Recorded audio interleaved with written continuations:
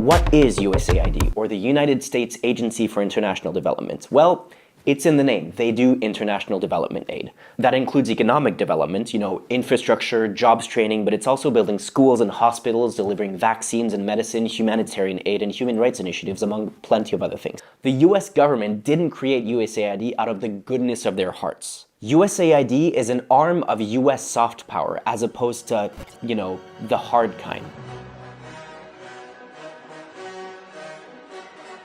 The US benefits from having a peaceful, prosperous, stable, more or less democratic world that they are the leader of. That last one being the one that matters most to the US. And soft power is one of the most, if not the most, cost-effective tools for that. During the Cold War, the US and its allies spent about $1 billion funding Mujahideen fighters against the Soviet occupation of Afghanistan. After the USSR was defeated and withdrew from the country, the Reagan administration was satisfied with that victory, and they refused to fund any kind of development program. That's the kind of project that would have been given to USAID, and it would have cost pennies on the dollar compared to what the CIA spent against the Soviet Union in Afghanistan. The decision not to spend that money came back to spectacularly bite the US in the ass.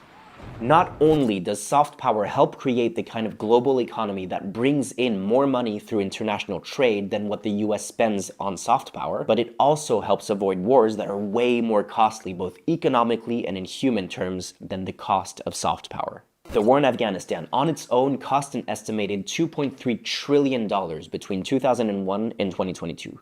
That's over $100 billion a year, which is more than double the average total yearly budget of USAID, which includes all of its programs all over the world. How many $2 trillion wars did those programs help prevent over the years is a question that I would rather we didn't need to find out the answer to. But not using soft power at all can cause much more disastrous consequences than using it with mixed results. And a big reason why China is gaining influence globally, while the US is falling behind, is arguably because they're using more soft power than the US, investing about $85 billion a year in infrastructure projects in developing countries as part of their Belt and Road Initiative. What is crazy is that for all the criticism you can make of US foreign policy, USAID is unironically and unambiguously the best thing they do. It's the thing that buys them the most goodwill around the world, that they then squander by drone bombing weddings or torturing detainees or supporting other governments that do even worse things. And getting rid of that is the first major foreign policy move by the new administration other than threatening to annex